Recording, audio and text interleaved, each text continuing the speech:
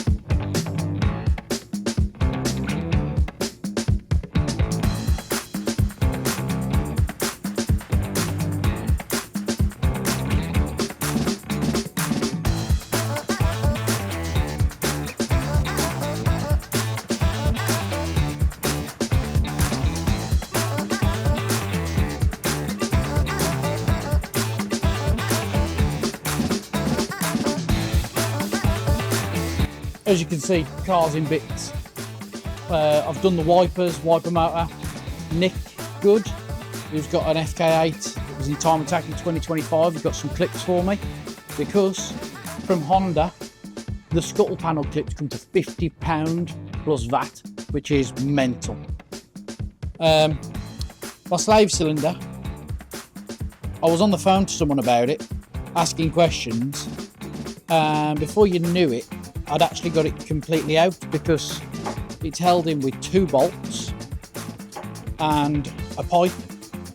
So because I've got a braided clutch line, I simply disconnected some cable ties, pulled it out so I could get it up nice and high. I've undone it and I need to get it back in.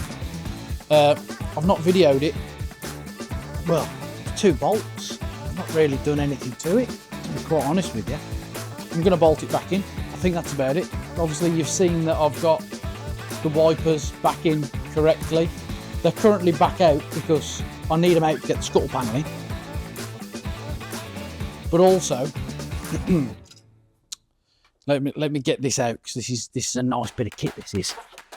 What I've got here is a Jay's Racing airbox. I should put it that way, because they go on top.